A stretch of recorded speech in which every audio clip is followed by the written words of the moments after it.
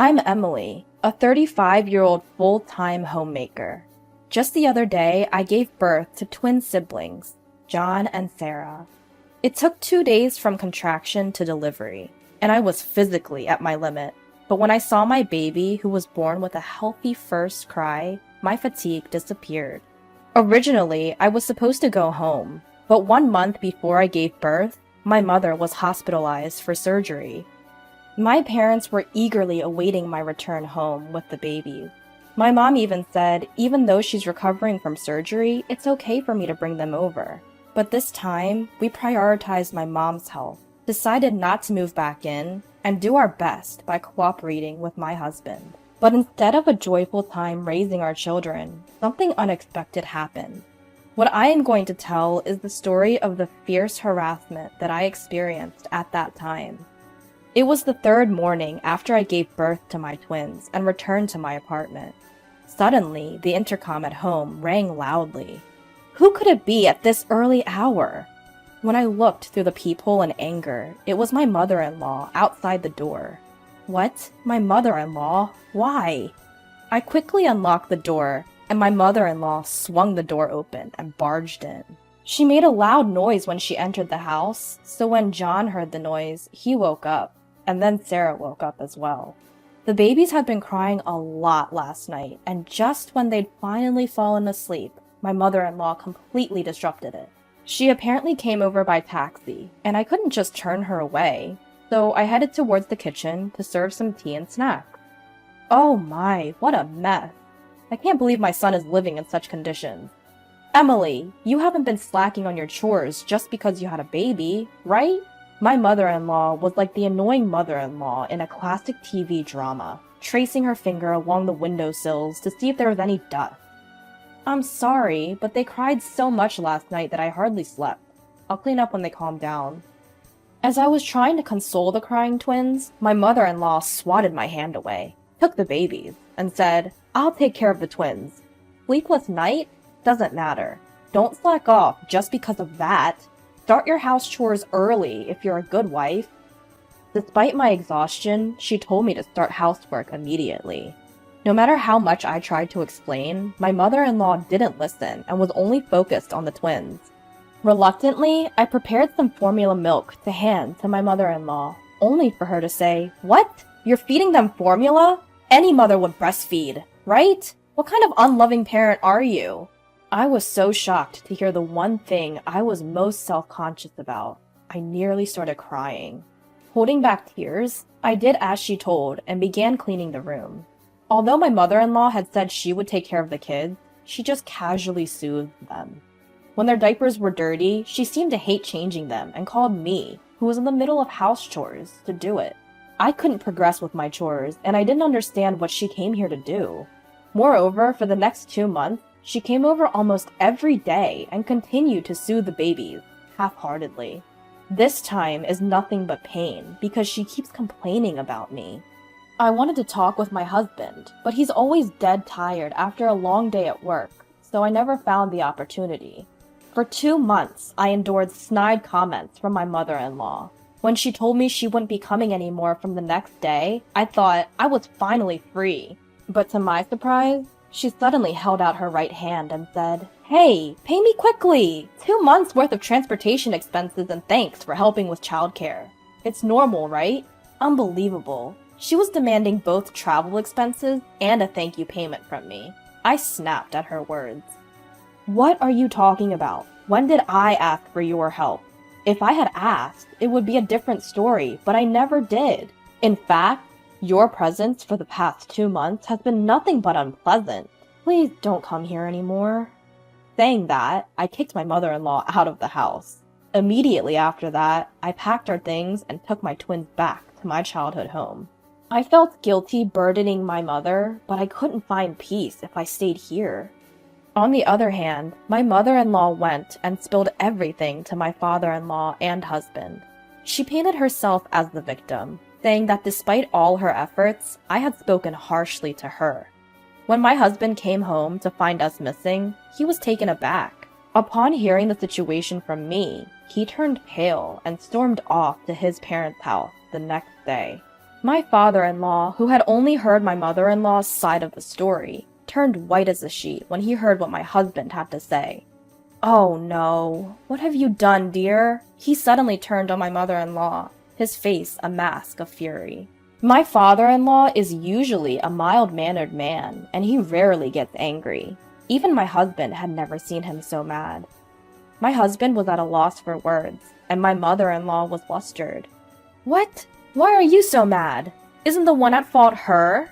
After all, I went out of my way to reduce her burden of childcare, even spending on travel expenses. Why should I be the one getting scolded?" My mother-in-law's argument is that she acted after thinking about me, and insisted that she did nothing wrong. "No, you don't understand anything. Do you know who her grandfather is?"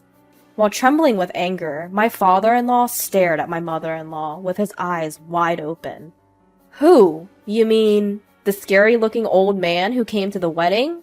I remember you bowing and scraping to him, but what about him? Don't tell me. You're being threatened by that old man?" "No! That man is the chairman of my company." When my mother-in-law heard those words, she let out an unintentional, "What?" As it turns out, my grandpa is the chairman of a major corporation. My wedding was quite a large affair, with several CEOs of famous companies in attendance. My grandpa is strict with both himself and others, not the type to laugh or engage in pleasurable conversation much, but he dotes on his granddaughter, me. Every time we met, he'd buy me expensive toys or take me to expensive restaurants. When I got married, I later heard from Grandma that Grandpa was so happy he cried, which surprised everyone. Given how much Grandpa dotes on me, he would definitely not stay silent if he knew about what my mother-in-law had done. Under normal circumstances, one would already be scared stiff just by that. But there was another reason why my father-in-law wouldn't want this getting out to grandfather. I was on the cusp of either getting a promotion to a managerial position or not. If I became a manager, my salary would significantly increase from what it is now. It was an important time for me to give my best, and yet, without understanding how I felt, you stirred up this mess. What on earth were you thinking? My father-in-law could care less about me. Right now, all he's thinking about is his promotion, rather than his family. My husband, who knew his father's true intentions, seemed to be deeply disappointed that he didn't think about the twins and me, even though he was his own parent. He said, "Enough is enough. I'm disappointed in my dad who only thinks about himself, and shocked at my mom who's been bullying my wife. Just stay out of our lives." Hearing her son's words of disownment, my mother-in-law rushed towards my husband with an incredible force. "Don't joke around. You're the heir to this family. I won't let you abandon this house. I'm going to go to Emily's place and talk some sense into her. She is our daughter-in-law, after all. She needs to handle the household properly." Upon hearing this, my father-in-law said to his wife, "You're not planning on barging into Emily's parents' house, are you? Don't do anything that rash. I'll lose my chances of a promotion. Don't interfere." Upon hearing these words, my husband left his family home without uttering a word. He came to my parents' house on foot, explained what had happened, and apologized. Her husband's face looked sad rather than angry. "I can't believe my own parents are like this. I'm sorry." In response to my husband, my parents didn't say a word. "Come on, let's eat dinner since you're here," they offered. "That's right, James. You can stay here for the night if you like. Our house is close to your apartment. You can just bring a change of clothes." At first, my husband was hesitant because of the kindness of my parents, but after a long time, he wanted to relax with the twins and decided to stay at my house. It's been a while to have a relaxing time with family. Seeing my husband cuddling our crying twins was quite endearing. When it came time to sleep, the twins were sandwiched between me and my husband. I wished that we could always have such peaceful times. But I knew my mother-in-law would not stay silent. Deep down, I feared she might show up suddenly.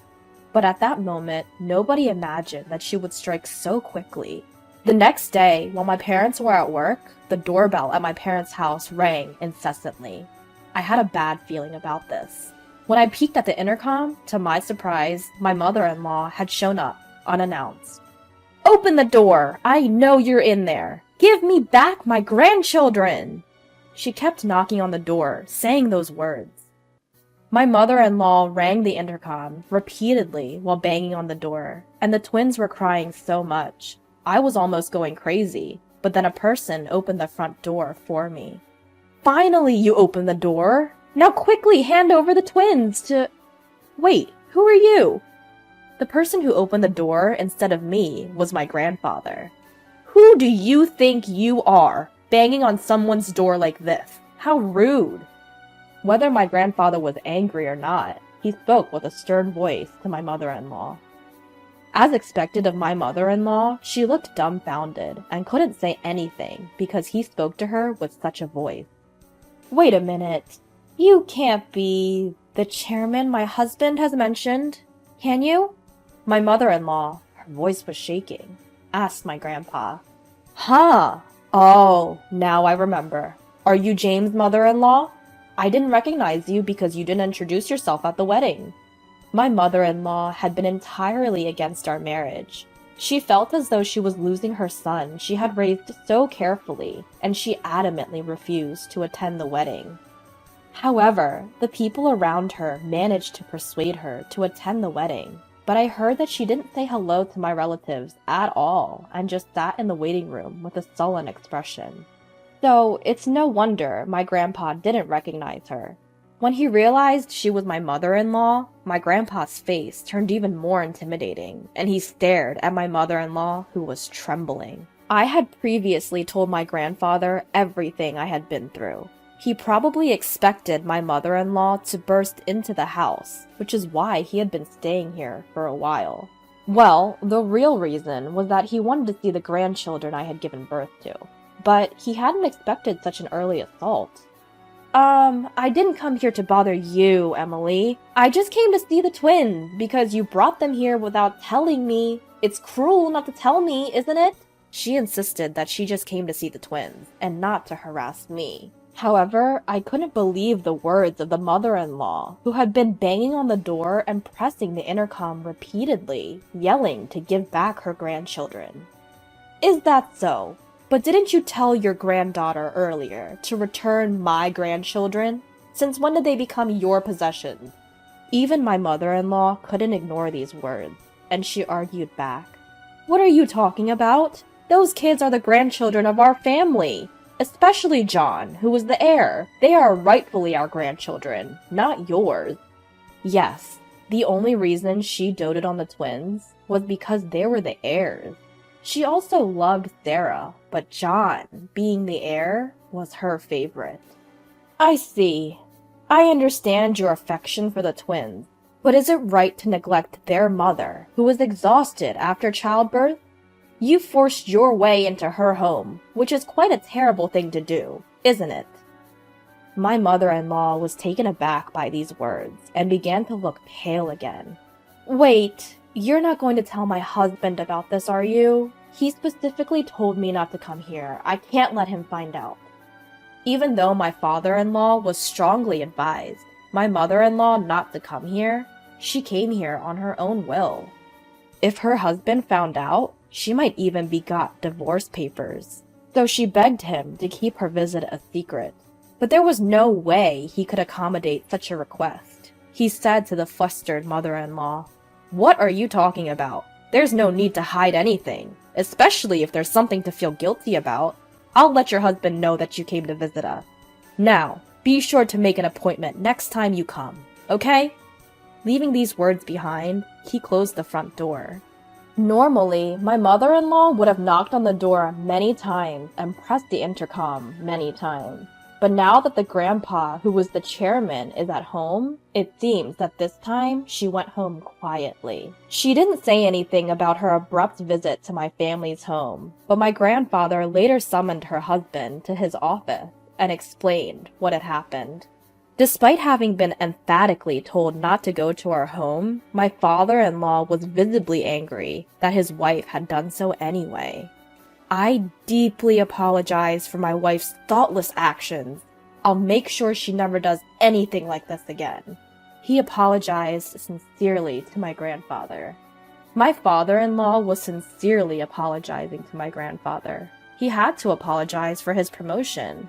But my grandfather wasn't so naive as to fail to see through my father-in-law's true motives. True, what your wife did is inexcusable. But don't you share some of the blame? You seem to only think about immediate concerns and don't pay much attention to those around you. There's a lot of dissatisfaction with you at the workplace. I can't possibly promote someone like that. In the end, my father-in-law's promotion was taken off the table. Thinking that he couldn't get promoted because of his wife, my father-in-law went home, gave his wife an earful, and slammed down a completed divorce paper on the table before packing his bags and leaving. Until now, my mother-in-law has lived only on my father-in-law's salary, so if he abandons her, she will not be able to live in the future. She tried to persuade him, but it was too late. The damage had been done and was beyond repair. All of this happened because of that woman. She should never have married my beloved James. I can't forgive her. I'll never forgive her. Having lost everything, my mother-in-law went on a rampage and stormed my parents' home. She banged on the door and shouted at the top of her voice, "I've lost everything because of you. If only you weren't here. Give me back my grandchildren. Give me back James." It was already past 9 p.m. It's extremely insane to bang on the door while yelling at a time like this.